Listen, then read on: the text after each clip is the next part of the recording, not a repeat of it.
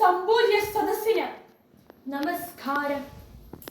186 വർഷങ്ങൾക്ക് മുൻപ് 1869 ഒക്ടോബർ 2 ഗുജറാത്തിലെ പോർബന്തറിൽ പിറന്ന മോഹൻദാസ് കരംചന്ദ് ഗാന്ധി എന്ന മഹാത്മജിയുടെ ഓർമ്മ ഇന്ത്യ എന്ന ഉപഭൂഖണ്ഡത്തെ മാത്രമല്ല, ലോകത്തിലെ സമാധാനകാംക്ഷികളായ സഹോദരങ്ങളുടെ എല്ലാ ഹൃദയങ്ങളെ ത്രസിപ്പിക്കുന്നുണ്ട്.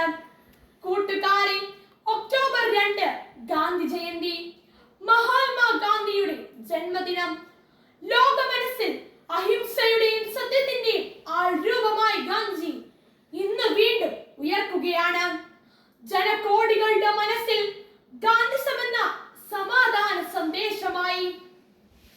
കാലം കാണാൻ കൊതിച്ചുറങ്ങിയ സുന്ദര സ്വപ്നമായിരുന്നു ഗാന്ധി. രാജഭരണം ആഭരണമണിയിച്ച ഇന്ത്യയുടെ ചരിത്രത്തിൽ നാട്ടുരാജാക്കന്മാരുടെ കലഹങ്ങൾക്കിടയിലൂടെ വ്യവസായ കണ്ണുകളുമായി നുഴഞ്ഞു കയറിയ വിദേശ ശക്തികളെ അഹിംസയുടെ മാർഗത്തിലൂടെ ഇന്ത്യൻ മണ്ണിൽ നിന്നും തുരത്താൻ പിറവിയെടുത്ത പ്രവാചക ജന്മമാണ് ഗാന്ധി.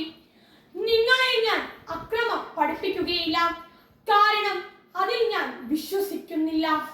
എന്നാൽ ജീവൻ പോയാൽ പോലും ആരുടെയും മുൻപിൽ തലകുനിക്കാതിരിക്കുന്നത് എങ്ങനെയെന്ന് നിങ്ങളെ പഠിപ്പിക്കുവാൻ എനിക്ക് സാധിക്കുമെന്ന് പ്രഖ്യാപിച്ചുകൊണ്ട് ഗാന്ധി ഉദാത്തമായ മാനുഷിക മൂല്യങ്ങളുടെ ചലിക്കുന്ന മന്ദിരമായി. ഇന്ത്യൻ നാഷണൽ കോൺഗ്രസിന്റെ മുൻനിര നായകനായി. സ്വാതന്ത്ര്യ സമരത്തിന്റെ മുന്നണി പോരാളിയായത്.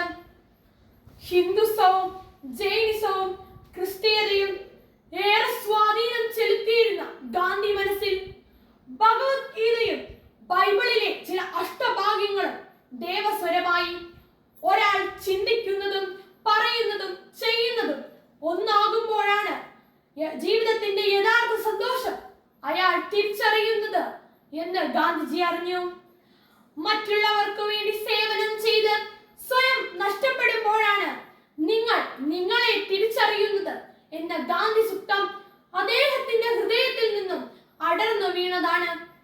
ഭാരതത്തിന്റെ ഭാവവും രാഗവും താളവും തന്റെ പ്രാർത്ഥനയിലൂടെയും ഉപവാസത്തിലൂടെയും സത്യാഗ്രഹത്തിലൂടെയും വെളിപ്പെടുത്തിയ ഗാന്ധിജിക്ക് ധാരാളം ശിഷ്യഗണങ്ങൾ ഉണ്ടായി.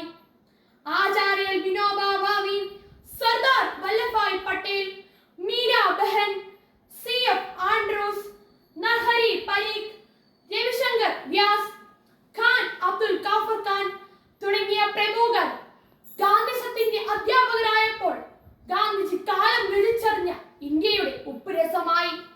ഗാന്ധി ജയന്തി ഒരു സേവന ദിനമാണ്.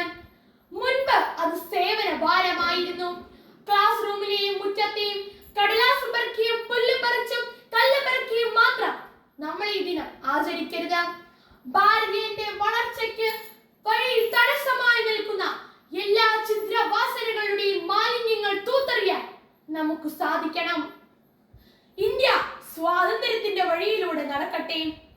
നമ്മളിലെ ദുശീലങ്ങളും ദുഷിച്ച മൂല്യങ്ങളുടെയും ജീർണിപ്പുകൾ തുടച്ചു നീക്കാൻ ഈ ഗാന്ധി ജയന്തി ദിനത്തിൽ നമുക്ക് തുടക്കമിടാം. നന്ദി. ഭാരത് മാതാ കി ജയ്.